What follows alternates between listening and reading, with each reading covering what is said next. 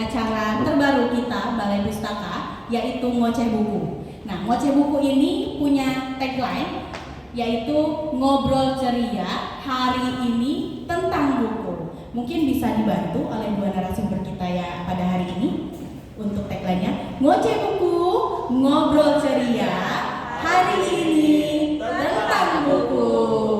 Oke, nah hari ini tim Ngoceh Buku kedatangan dua narasumber. Yang pertama yaitu penulis dari buku Rumah di Tengah Sawah dengan Kak Subhan, betul? Atau ada panggilan lain Kak Subhan atau mau dipanggil siapa? Boleh Bang Han, Kak Han. Baik, kita sebut Kak Subhan saja ya, Boleh. Kak Han ya.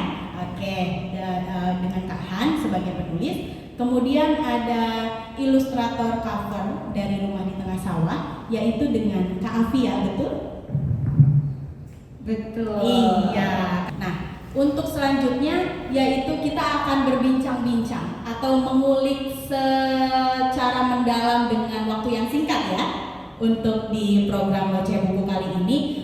Menurut Kak Han, menulis itu apa sih? Menulis itu apa? Ya, tapi ketika orang tanya kenapa Muhammad Subhan menulis gitu. Apakah untuk uang, popularitas atau hal-hal lain? Ya, poin paling penting adalah ketika saya berkarya menulis, saya ingin dalam karya-karya saya itu ada sesuatu yang bisa dipetik, dipungut oleh orang lain. Kemudian bagian-bagian yang dipungut itu bisa menginspirasi dan sekurang-kurangnya memberikan sesuatu yang bermanfaat bagi mereka. Gitu. Nah, tentu juga kalau dirujuk ke belakang panjang sekali 20 tahun lalu ketika ayah saya meninggal dunia di Aceh, ya, karena saya tinggal di Aceh ketika itu. Ayah saya orang Aceh, ibu saya orang Minang, dan Aceh ketika itu konflik.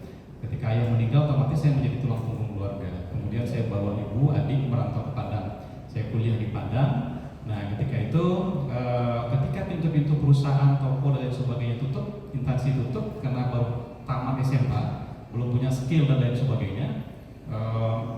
Saya kembali ke masa SMP SMA. Saja SMP SMA saya sudah suka baca buku, nulis buku. Nah, lalu saya berpikir kenapa tidak menulis ini saja yang saya kembangkan.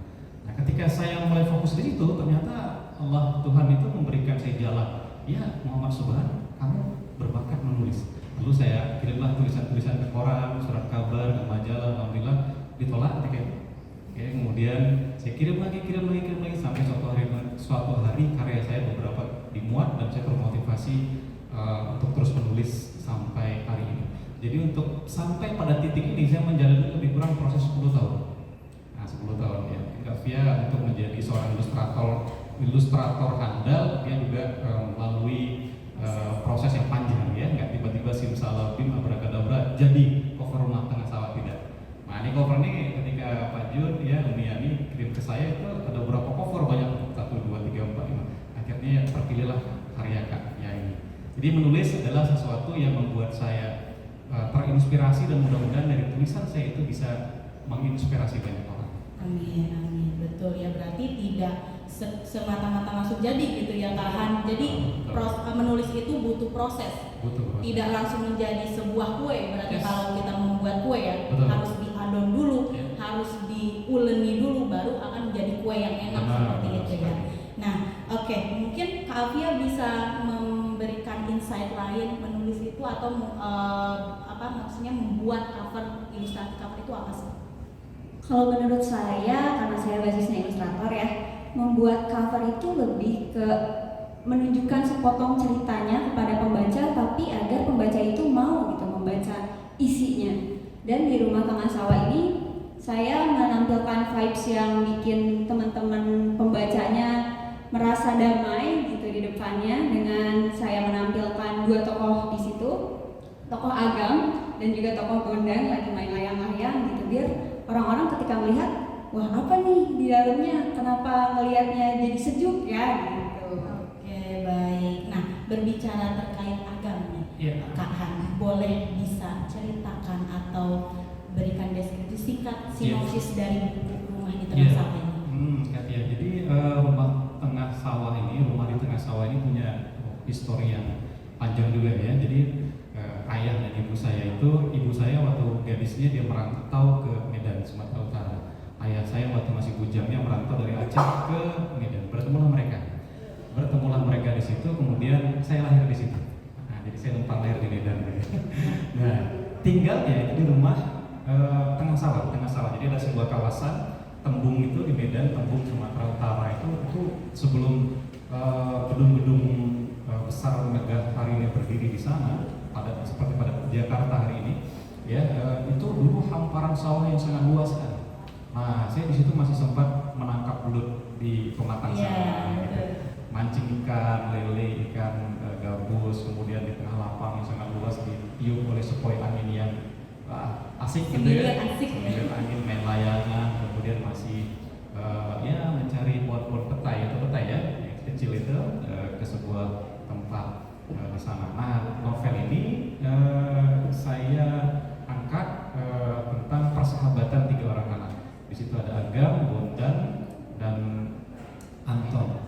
Nah, mereka tinggal di rumah di komplek tengah sawah itu. Jadi ya perbukitan kecil, ada 1, 2, 3, 4 rumah, 1, 2, 3 rumah. Di rumah Agam, rumah Anton, rumah Bondan gitu. Jadi mereka bertetanggaan karena tidak ada warga-warga lain yang mereka ya ber-3 orang itu saja yang punya story persahabatan masa kecilnya. Mereka ke sawah, main layang-layang dan sebagainya.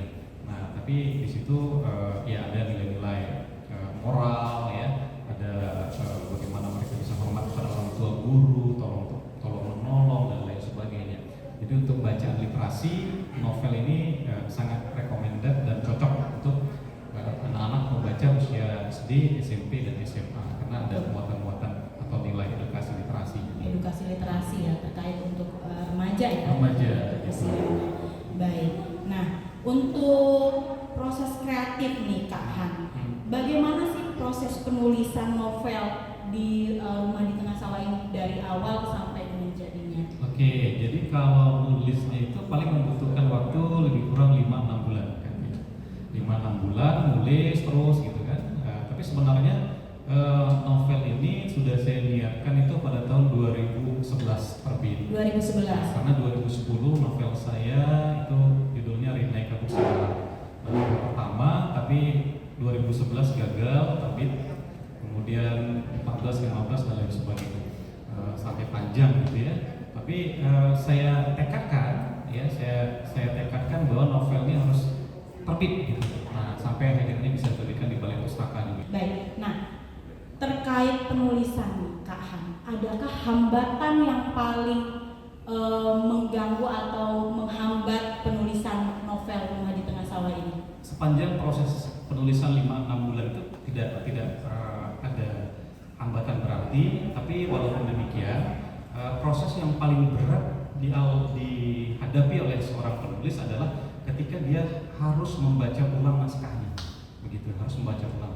Jadi penulis-penulis muda saya kira tidak cukup sekali tulis jadi terbit, tidak begitu. Tapi novelnya harus dibaca ulang sehingga persoalan satu tanda baca saja itu akan memberikan pengaruh kepada pemaknaan. Begitu. Jadi saya berusaha untuk membaca ulang, saya berusaha menjadi editor untuk naskah saya, walaupun penulis sekaligus editor. Yes, jadi ditambah dengan editornya Balai Pustaka itu semakin keren gitu kan. Betul. Saya menjadi editor untuk naskah saya, kemudian naskah saya dibaca oleh editor sesungguhnya, kemudian dibaca oleh pembaca, nanti akan ada masukan-masukan, maka disitulah sebuah karya akan menjadi sempurna. Kalau saya mengibaratkan begini kan ya, sebuah karya tulis itu ketika ditulis oleh si pengarang adalah ibu kandung dari karyanya. Jadi selama proses 5-6 bulan itu dia hamil, ya, mengandung untuk melahirkan anak batinnya. Jadi Rumah di Tengah Sawah ini adalah anak batin saya. Ketika dia lahir, lahirlah bukunya, gitu. Maka anak batin itu jangan dibiarkan dia terlantar, jangan dibiarkan dia mati begitu saja. Atau ada anak-anak lain yang ketika dia lahir dibuang ke tong sampah, dititipkan di panti asuhan, dan kecelakaan-kecelakaan lainnya. Ideal tidak seperti itu. Tapi ketika seorang penulis menjadi ibu kandung bagi anak batinnya, karya itu harus dia besarkan. Nah, bagaimana cara membesarkannya? Ya tentu ketika dia punya penerbit, ya bersama-sama penulis juga ikut membantu penerbit untuk membesarkan karya lewat promosi-promosi, termasuk lewat podcast ini dan sebagainya, sehingga anak batin saya ini dan anak batin pengarang lainnya itu bisa tumbuh besar dan bisa membesarkan orang tuanya. Orang tuanya siapa? Penulisnya dan penerbitnya. Begitu kan ya. Luar biasa sekali Kak Subhan. Ternyata buku ini bukan hanya sekedar buku, Yes. tetapi ada motivasi, ada semangat yang mendalam yang memang melingkupi buku Rumah di Tengah Sawah ini. Nah, mungkin buku ini juga tidak akan jadi sempurna apabila tidak ada covernya nih Kak. Benar. Nah, kita boleh berbicara atau menilik sedikit dari ilustrator, yaitu bagaimana pertama kali ide muncul untuk membuat cover ini, cover seperti ini. Jadi awalnya saya tentu membaca dulu semua halaman per halamannya, terus saya mencari apa sih keunikan dari Rumah di Tengah Sawah ini, dan tentunya kalau Rumah di Tengah Sawah ini langsung ketemu gitu. Dari judulnya itu langsung Rumah di Tengah Sawah gitu kan. Terus Langsung kemudian tersimbolkan ya, Kak? Iya, langsung tersimbolkan, dan setelah saya baca lebih lanjut lagi, ternyata ada 4 rumah gitu berjejer ya Pak ya. Itu di tengah sawah, dan itu sesuatu yang unik, yang ikonik, yang bisa diangkat ke dalam covernya. Kemudian saya baca lagi, saya cari-cari apa sih yang kekuatan lainnya dari novel ini, yaitu karakter-karakternya juga nggak kalah inspiratif. Saya bacanya juga merasa terinspirasi gitu sama karakter. Tamat ya? Tamat. Terima kasih. Bondan itu karakter favorit saya gitu. Betul. Harus ditamatkan karena kalau tidak tamat covernya tidak akan jadi. Baik. Nah, terakhir nih Kak Han. Oke. Mengapa pembaca harus memiliki buku Rumah di Tengah Sawah ini? Iya, kenapa pembaca harus memiliki buku Rumah di Tengah Sawah? Seperti saya sampaikan tadi kan ya, bahwa dalam novel Rumah di Tengah Sawah ini ada muatan-muatan literasinya, muatan-muatan moralnya, ada sikap keteladanan di situ, kejujuran, bertanggung jawab, ya, tolong menolong, dan itu penting dimiliki oleh anak-anak kita hari ini ketika mereka sibuk dengan gadgetnya, ketika mereka lebih bangga dengan budaya-budaya Korea misalnya, Jepang dan lain sebagainya. Sementara akar budayanya di Indonesia itu dari Sabang sampai Merauke itu punya kekuatan nilai yang sangat bagus untuk mendukung mereka menjadi orang-orang besar suatu hari nanti. Betul. Kalau kita bawa budaya luar kemarin nggak mungkin ganti ya, maka kita angkatlah nilai-nilai lokal, ya, kearifan lokal kita yang bertebaran itu banyak sekali, dan salah satunya tentu ada dalam Rumah di Tengah Sawah. Jadi saya ucapkan terima kasih kepada Balai Pustaka yang sudah ikut mengangkat dan membesarkan novel ini. Baik, terima kasih Kak Subhan. Sama-sama. Begitu dalam sekali ya saya mendengarkan dari awal sampai akhir terkait buku Rumah di Tengah Sawah ini, karena memang sekarang ini sudah banyak sekali budaya-budaya luar yang mendominasi remaja-remaja kita saat ini. Padahal budaya lokal pun tidak kalah bagusnya, lebih hebat, malah lebih hebat seperti itu. Baik, terima kasih untuk penulis kita Kak Subhan dan ilustrator buku di Rumah di Tengah Sawah Kak Alfia dalam menyempatkan waktunya hari ini. Mungkin nanti di lain waktu kita akan bertemu kembali dengan buku yang berbeda, tentunya dengan motivasi yang berbeda dan mendalam sekali. Baik, terima kasih kepada Kak Subhan, terima kasih kepada Kak Alfia untuk bisa hadir dalam acara Ngoceh Buku kali ini. Semoga kita bisa ketemu lagi di acara selanjutnya. Terima kasih. Wassalamualaikum warahmatullahi wabarakatuh.